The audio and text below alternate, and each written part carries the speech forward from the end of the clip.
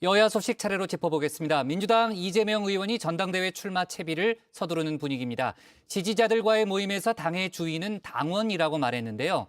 전당대회에서 당원 투표 비중을 높여야 한다는 친명계의 주장에 힘을 실어줬다는 해석이 나오고 있습니다.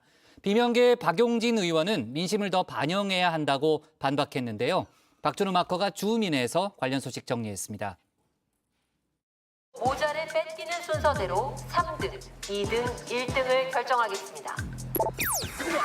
지르면 우와!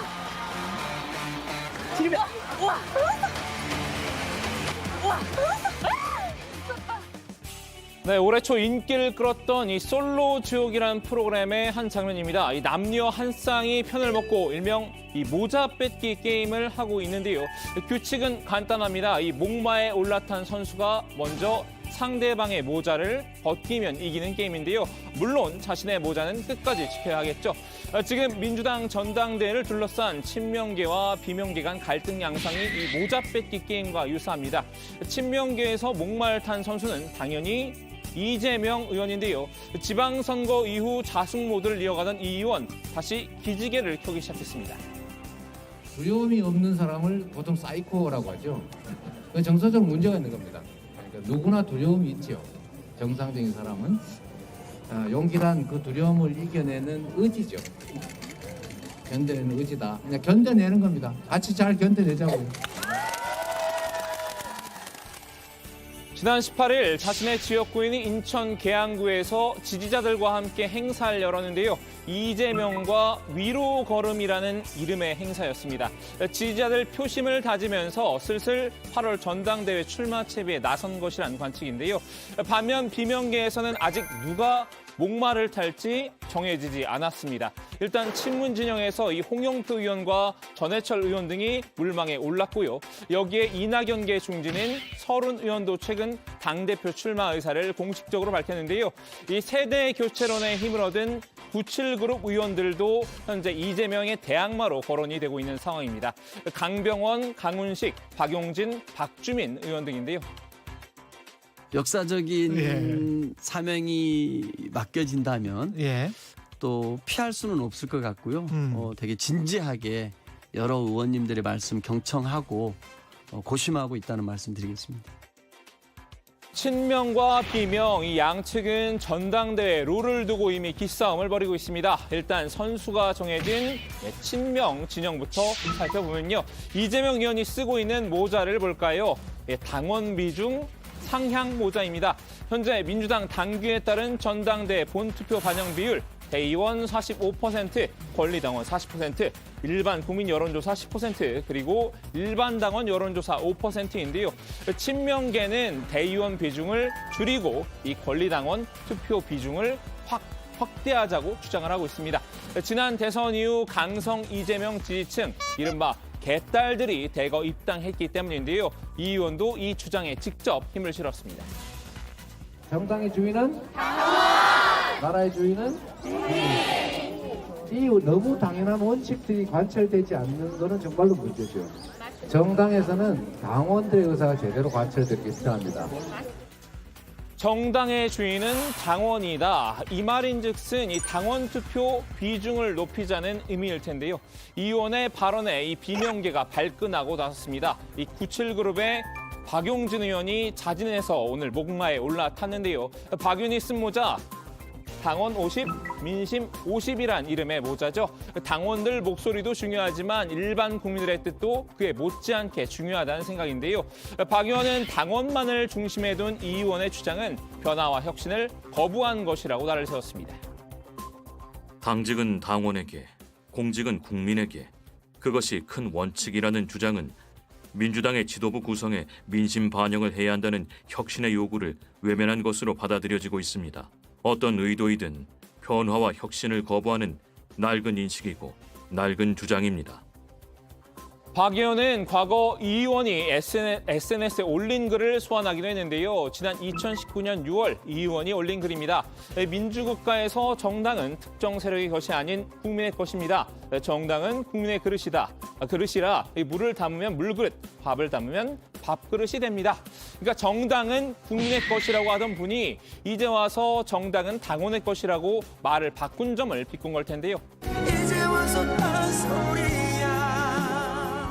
이재명 의원의 강조하는 당의 주인, 가족처럼 소중히 여기는 개딸이겠죠. 원래 그 가족들 사이에서는 가족의 소중함을 잘 몰라요. 어디 멀리 떨어져 있거나 또 문제가 생겼을 때 그때 절실하게 알고 있죠. 우리의 가족이 얼마나 소중한가를. 개딸, 최근 과도한 팬덤 정치로 논란의 중심에 섰는데요. 이 당내 비명계 인사들에게 문자 폭탄을 보내거나 대자보 테러를 하는 등 거친 언행이 문제가 됐습니다. 박용진 의원은 이재명 의원이 쓰고 있는 이 개딸 모자도 벗겨버릴 기세인데요. 이 강성 지지층으로 인해서 민심이 떠나간다는 점을 지적했습니다. 강성 지지층의 목소리가 더 크게 반영되고 후보자들은 이를 의식해 더 센 주장과 자극적인 목소리만 냅니다. 전당대회가 민심을 모으지 못하고 오히려 민심이 떠나는 대회가 되는 이유입니다.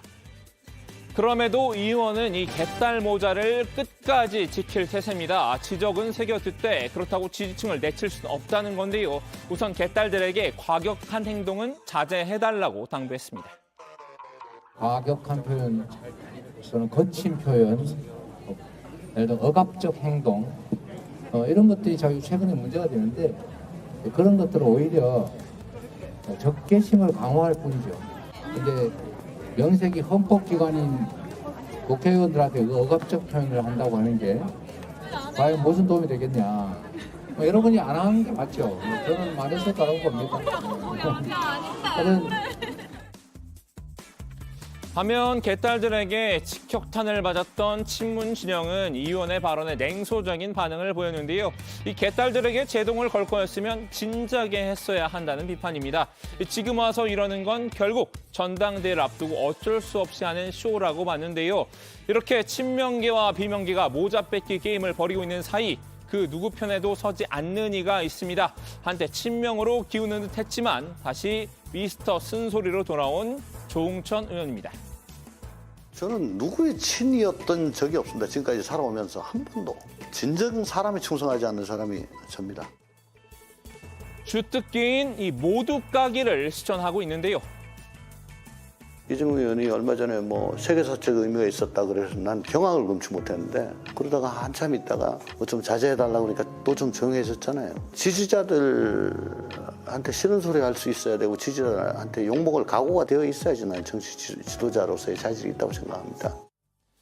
조 의원, 지난 보궐선거에서 이재명 의원의 인천 계양을 출마를 공개 반대했었죠. 이번 전당대회에도 이 의원이 나와선 안 된다고 외치면서 이 개딸들의 타깃 넘버1이 됐습니다. 대선 후보의 지선의 총괄 선대위원장, 두 선거 패배의 가장 큰 책임, 그 분석에 기반해서 쇄신을 해야 되는데 과오를 물을 것이 많은 분들, 이 대표로 오시면 그 작업이 스탑될 거 아니냐 이거지. 이와 동시에 비명계에도 가감없이 쓴소리를 던지고 있습니다. 특히 친문계 당권주자인 이 전해철 의원을 겨냥을 했는데요. 이 의원과 마찬가지로 이 전당대회 불출마를 요구했습니다. 위기의 원인 제공을 하신 점이 없는지 먼저 좀 돌아보시기를 권합니다. 친문 이너서클로서 부엉이 모임도 만들고 민주주의 4.0도 만들고 그때마다 핵심 코어 이너서클 모임을 만들었잖아요.